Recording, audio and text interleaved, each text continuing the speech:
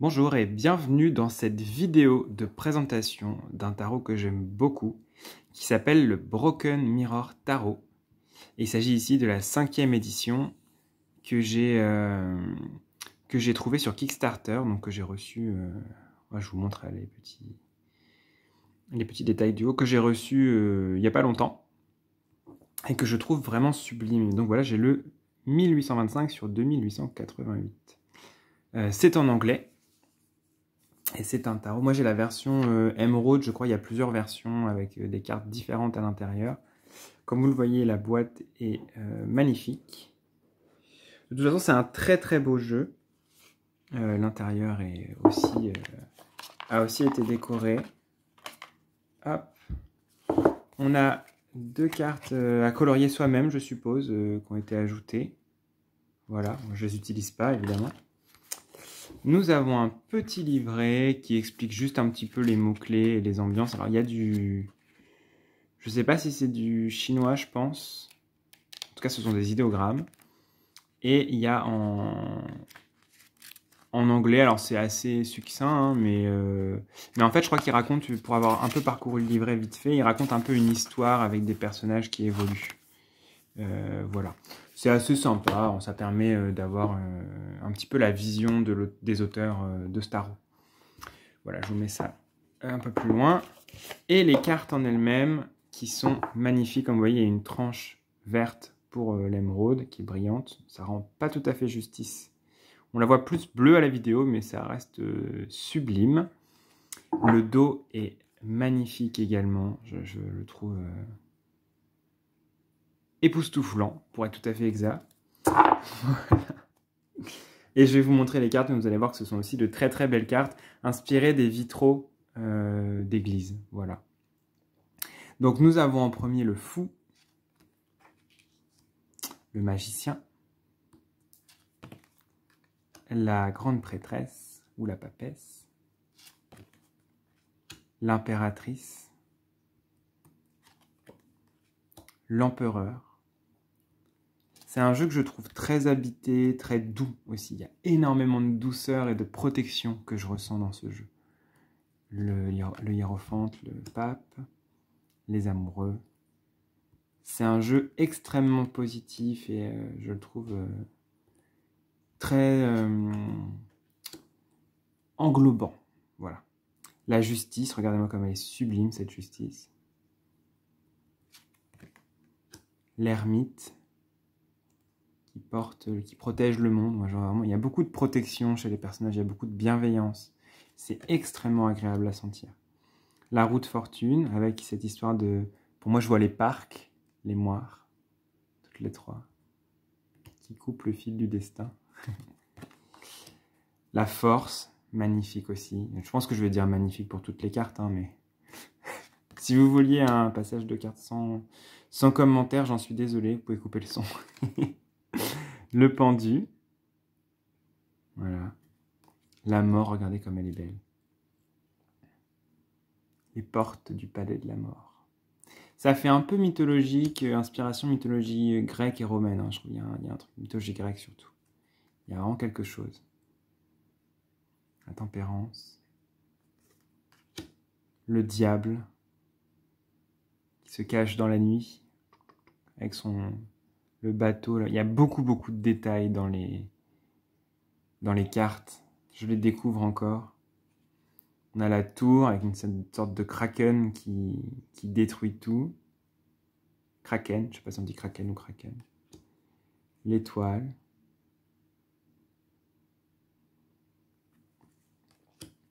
La lune. Le soleil, extrêmement positive et joyeuse. Le jugement. Et le monde, qui se regarde en deux sens différents. Il y a plusieurs... Voilà. Je crois qu'il y a les 4 saisons dedans. J'ai l'impression. Il y a une carte additionnelle qui s'appelle le pan, qui pour moi est une carte extrêmement positive, porteuse. C'est la carte positive du tarot, pour moi. Et je la trouve très très belle aussi. Voilà, ça peut parler également de miroir, de double, de reflet, de complétude. Il y a beaucoup de choses, de protection, de prendre ta place. Il y a beaucoup de choses dans cette carte. On arrive à la série des coupes. Mes deux séries vraiment chouchoutes d'amour, c'est les coupes et les épées dans ce tarot-là. Mais je vais vous laisser juger par vous-même. Donc l'as de coupe, le 2, le 3, le 4,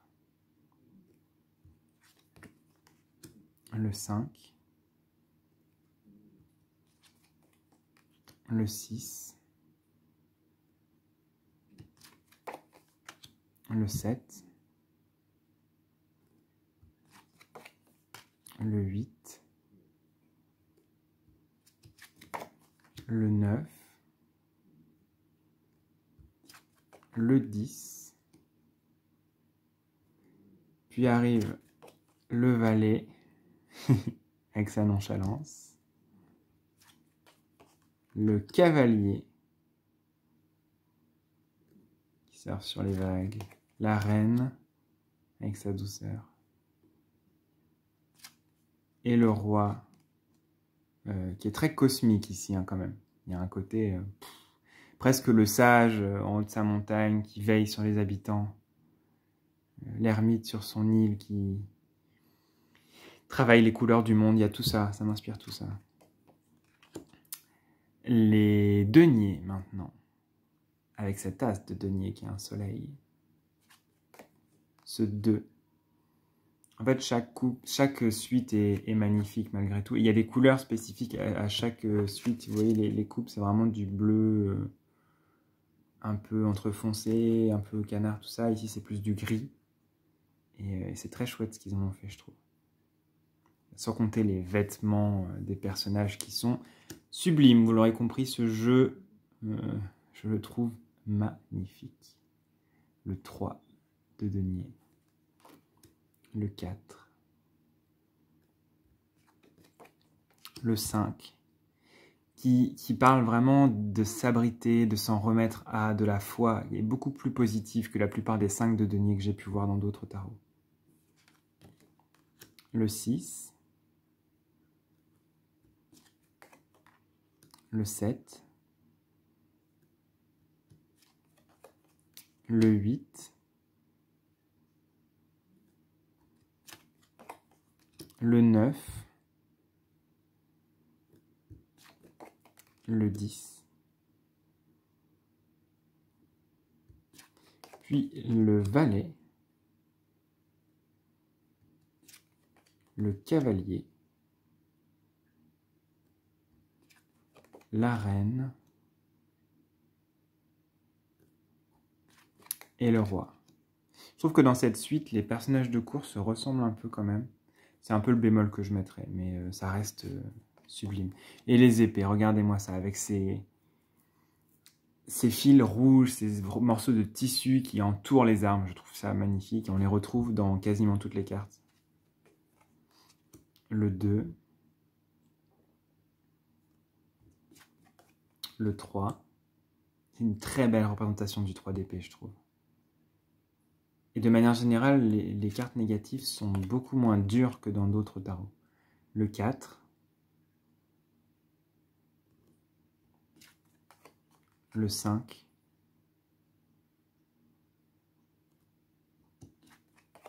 Le 6. Je pense que c'est une de mes préférées. Regardez. On a ce personnage qui pose le bateau vers la suite. Il y a énormément de douceur maternelle, de protection. Je la trouve magnifique. Elle est extrêmement douce, cette carte, j'adore. On a le 7, qui est presque un peu drôle, je trouve. Bon, c'est peut-être les épées, ma préférée, hein, quand même. Dans ce tarot-là, elles sont époustouflantes. Le 8, le 9,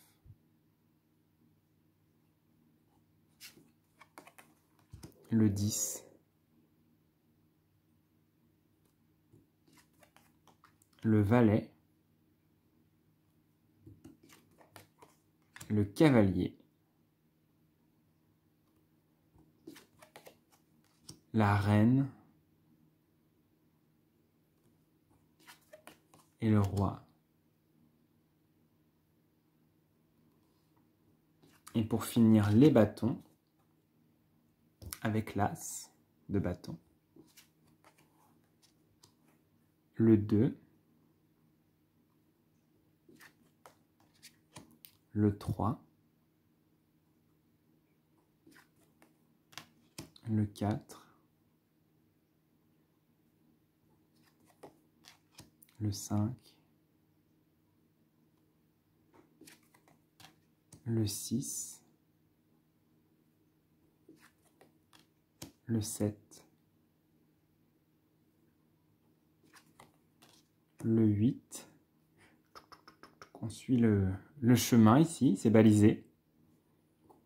Le 9,